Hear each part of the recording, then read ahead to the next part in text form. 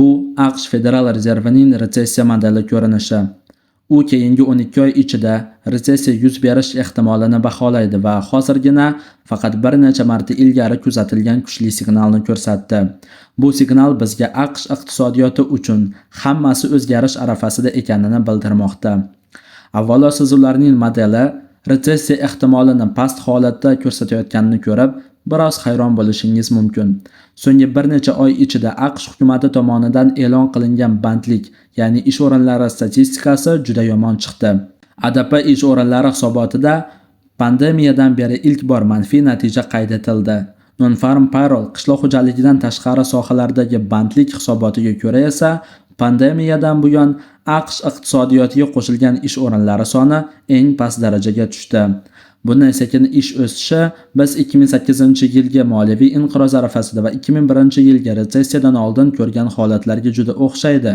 Nihoyat AQShdagi ishsizlik darajasi so'nggi 1,5 yil ichida deyarli 1% punktga oshdi.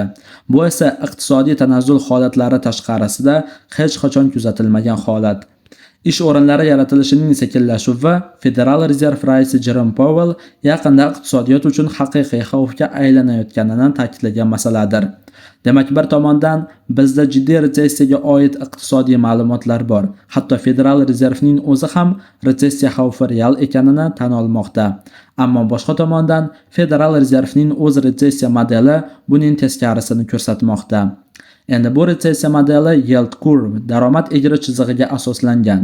Bu moliyaviy tizimdagi likvidlik, ya'ni pul aylanishi qanchalik siqilgan yoki yumshoq ekanini baholash uchun obligatsiya bozoridagi foizlar farqlaridan foydalanadigan mashhur retsessiya indikatori.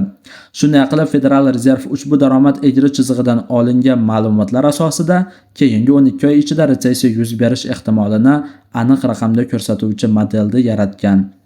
Agar ularning modeli yuqori darajada bo'lsa, bu likvidlik sharoitlari juda siqilganini, ya'ni iqtisodiy sekinlashuv ehtimoli katta ekanini bildiradi. Va biz tarixan shuni ko'rganmizki, likvidlikning siqilishi deyarli har doim retsessiyalardan oldin sodir bo'lgan. Aksincha, model past darajada bo'lsa, bu likvidlik sharoitlari yumshoq, ya'ni iqtisodiyotda pul aylanishi erkin ekanini bildiradi. Tarixan bunday holat faqat retsessiya davrlaridan tashqarida kuzatilgan. Bunday davrlarni iqtisodiy barqarorlik yoki hatto o'sish boom davrlari deb atash mumkin. Odatda quyidagicha jarayon kuzatiladi. Iqtisodiy pasayish boshlanishidan oldin likvidlik siqila boshlaydi. Retsessiya sodir bo'ladi. So'ng u tugagach, likvidlik yana yumshab, iqtisodiyot uzoq muddatli barqarorlik bosqichiga kiradi. Bugungi kunda g'alati narsa shundaki, biz modelda likvidlik darajasi keskin oshganini ko'rdik, ammo haqiqiy iqtisodiy retsessiya sodir bo'lmadi. Endi esa model pasayishni boshladi. Bu esa odatda retsessiyadan keyingi davrda kuzatilgan holat. Nazariy jihatdan bu signal biz yangi iqtisodiy barqarorlik bosqichiga kirayotganimizni anglatadi. Ammo 2023-24-yillardagi likvidlikning siqilishi retsessiyaga olib kelmaganini hisobga olsak, bu signalning haqiqiyligini shubha ostiga olishga to'g'ri keladi. Agar biz ushbu tahlilga ishsizlik darajasini ham qo'shsak, unda hozirda aslida nima sodir bo'layotganini ancha ravshanroq tushunishimiz mumkin bo'ladi. Biz aniq ko'rib turibmizki, har safar likvidlik qisqarganda oradan ko'p o'tmay ishsizlik darajasi oshadi. Bu esa tabiiyki iqtisodiy retsessiyalar bilan bir vaqtga to'g'ri keladi. Bugungi holat ham bundan istisno emas. 2023 va 2024-yillardagi likvidlikning siqilishi ishsizlik darajasining ancha sezilarli o'sishiga olib keldi. Avval aytganimizdek, ko'plab statistik ma'lumotlar iqtisodiyot hozir retsessiya chegarasida turganini ko'rsatmoqda. Qiziqarli tomoni shundaki, agar Federal Rezervning retsessiya ehtimoli modelini taxminan 1 yilga oldinga siljitsak, undagi barcha cho'qqilar ishsizlik darajasining cho'qqilari bilan to'liq mos tushadi. Ya'ni boshqacha aytganda, likvidlik siqilganda keyingi 1 yil ichida ishsizlik darajasi ko'tariladi. Aksincha, likvidlik yana yumshaganda keyingi 1 yil ichida ishsizlik darajasi yana pasayadi.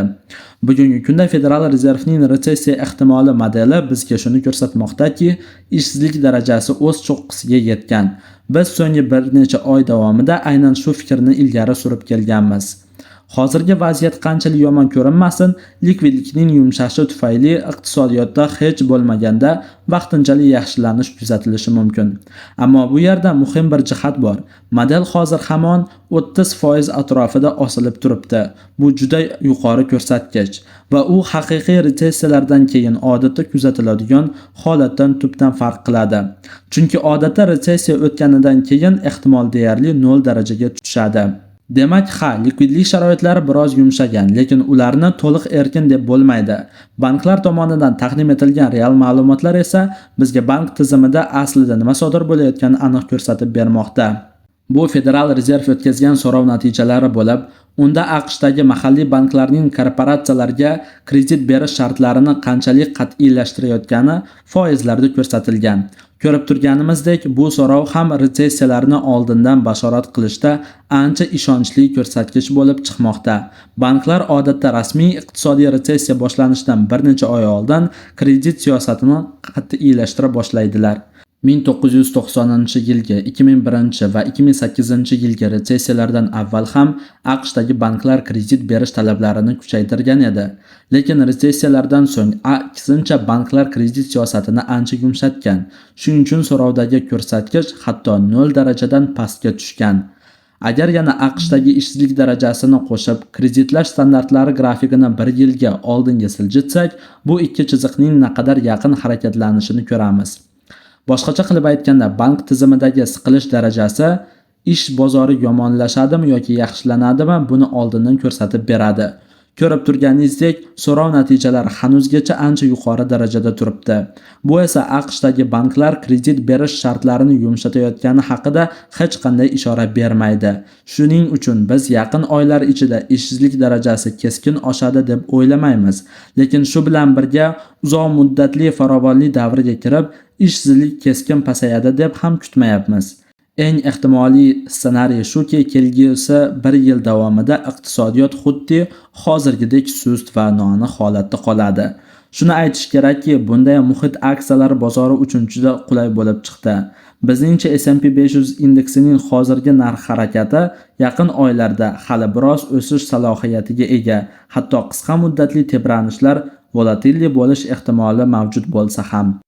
Makroiqtisod bilan bog'lagan holda kriptovalyutalarga sarmoya kiritmoqchi bo'lsangiz, bizning Telegram kanalga obuna bo'ling. Bozorlarga to'g'ri baho berishni o'rganing va daromad qiling.